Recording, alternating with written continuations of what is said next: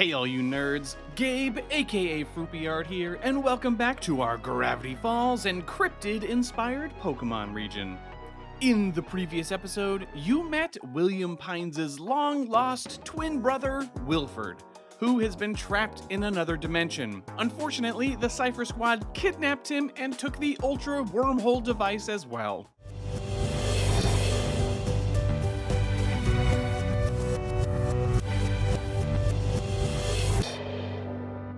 What are we gonna do? You just got your brother back and he's missing again. Oh, those Cypher Squad jerks have gone too far this time. The only one who picks on my nerdy brother is me. But how are we going to find him? They could have taken him anywhere. What we need is some kind of clue as to where they could have taken him. Just then, Moose's cell phone rings. He picks it up, and you can hear that Cordelia is on the other side. Moose, listen. I'm in town and I just saw a bunch of Cypher Squad grunts carrying Professor Pines into the museum. I'll meet you there. That was weird. Professor, Cordelia thought she saw you getting carried into the museum, but you're right here. That's funny. Anyway, I was saying what we need is a clue as to where your twin brother could be. After explaining the situation to Moose, you all heal up your Pokemon and head straight over to the museum, where you find Cordelia waiting for you. About time. I was about to head in solo and... Wait, Professor? How are you here? I just saw you. Long story. Turns out the professor has a twin brother, but he was trapped in another dimension, so he had to repair the Ultra Wormhole, but the bad guys showed up and stole his brother and his portal. It's a whole thing. Whoa. Yeah, so I guess I saw them go in here with your brother, Professor. Well, shoot. Everyone ready? Professor Pines picks the lock on the front door of the museum in a matter of moments, and you are all inside. It is quite dark, and you find that the halls are crawling with aggressive Pokemon. You see Torshad, Royligi, Gargurge, and even Gargurge's final evolution. Yep, it's time to finish off this gargoyle line. So, as a reminder, this line started as a cube of stone, which rammed into things to chip off pieces and eventually reveal the monster hiding inside. You know, just like a sculptor carving a statue. There were a couple things that I wanted to keep in mind for this final stage. Firstly, there aren't enough great mono types, so maintaining the mono rock type was important to me. That meant that it could have some influences, but I didn't want it to look too draconic, and the wings couldn't be too big, so it didn't want it to read as a flying type either. And the last thing was the pose. Since gargoyles are often found atop buildings, hunched over and looking, I wanted a body shape that mimicked that. Also, as I make this episode, I am currently in rehearsals to be Quasimodo in a production of the Hunchback of Notre Dame musical. So this hunched posture is also to pay tribute to that show and that character. Alright, let's meet our hunchbacked gargoyle. This is Groterus, the creation Pokemon. Now, in its fully realized form, Groterus' crafted body contains all of the elements it was hoping for. Wings, fins, and scales allow this hunk of stone to utilize moves ranging from water and flying to ground and dragon. Trainers who stick with a Groterus through its long development period will find a loyal companion for life. The ability is Water Spout, and that is tied to the actual purpose of gargoyles like on buildings, so that ignores water type attacks and instead reflects all enemy water attacks back at the attacker. So that's pretty fun. And the hidden ability, again tied to actual gargoyle purposes, is Storm Drain. It is a tough mixed attacker with a couple of useful abilities. Will you pick one up, or if you had found a Cubesque from way back when, odds are it has finally chipped itself into one of these. You wind through a few halls and run into your first Cypher Squad grunts.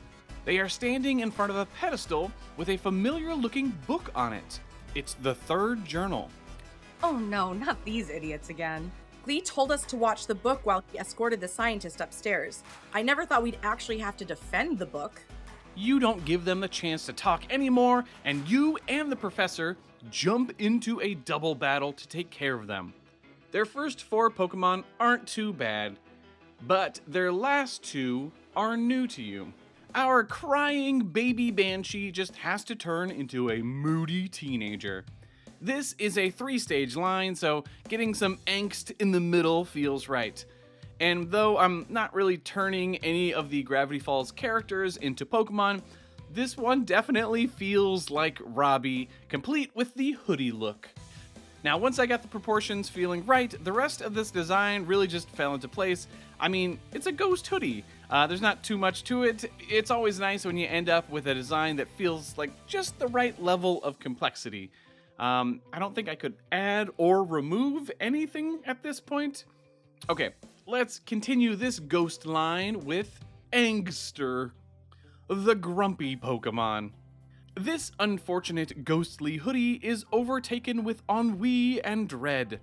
It is nearly impossible to lift its spirits, and it finds even the most exciting things dull and uninspiring. Angster's moody nature often leads to it withdrawing entirely into its hoodie-like covering, with only a small tuft of hair sticking out. Trainers can win them over with loud music, even if they will pretend to be disinterested still.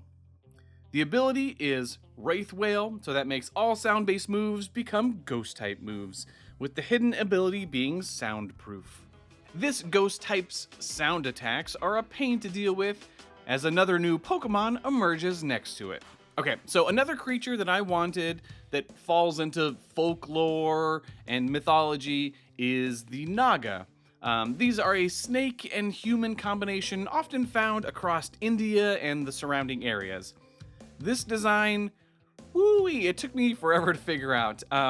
When I'm designing, I usually have spent a little bit of time thinking about the design, and I'm pretty good at visualizing things before I ever draw or sketch anything out. Usually that goes fine, but woo-wee, I was struggling here. I had an idea of how the arms of this design would look like the lower jaws of a skull, but getting that to actually read proved quite difficult. I eventually got there, but yikes, yeah. I don't know why it was so tough, but I do like what we wound up with. This is a mono poison type, but we're going the skull and crossbones route to illustrate that. Gives us a slightly more unique design for a poison type. Since it is a little strange, I made sure that we went with some, classic purples to communicate the typing even better. Though we'll have fun with the shiny. Okay, let's meet Concaga, the Bone Bite Pokemon. The bony covering that hides this poison type's head offers both excellent protection and devastating offensive potential. What appears to be a massive skeletal lower jaw is actually comprised of Concaga's arms, which is used to bite into prey. While they often appear rigid, these limbs are actually quite dexterous, allowing them to dig burrows to hide in. The ability is Strong Jaw, obviously, which increases the power of biting moves by 50%, and the hidden ability is Shed Skin. It snaps its giant jaws at your Pokemon and ends up knocking out William Pines' Mimighoul. Getting pretty sick of their nonsense, he sends out the evolution to Little Borka. Yep, it is finally time for our first pseudo-legendary evolution. So again, this line is based off of the Eclipse, a shapeshifter that can become a wolf or an orca, and while Borka was definitely more wolf puppy, we're going to go more towards the orca with this second stage. But the most important element are actually these big silly paw flippers, complete with adorable toe beans. I wish I had more to say about this design, but so far this pseudo-legendary line isn't giving me any trouble at all. It's working out. It's working out really well. We'll definitely need to find the perfect balance between wolf and orca when we get to the final stage, but for now, let's learn all about Papaddle, the sea pup Pokemon. While capable of deft aquatic movements, This water type prefers to give off an adorable and unassuming appearance by pulling itself through the water with floppy flaps of its flat paws.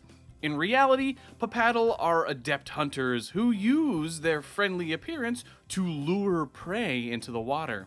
If needed, they are still able to awkwardly walk out of the water. The ability is Thick Fat, so that reduces the damage from fire and ice attacks, and the hidden ability is Ice Body. Papaddle is a beast, and with its help, you are able to knock out the last of the Grunt's Pokémon. The Professor and Moose run over, scoop up the book on the pedestal, and begin skimming through its pages. So this is the journal that Glee has had this whole time. Sure enough, this thing is full of schematics for creating these mind control collars. I don't really understand it all, but apparently my brother was studying the mind control powers of some super strong ultra beast through his portal device. And he turned those studies into real-life mind control collars. That's super sketchy, dude. Well, my brother always liked to push boundaries. I just never expected him to do something like this. And now Glee is using them for evil. Oh, you have no idea what's coming. Getting control of some key people in town was only the first step.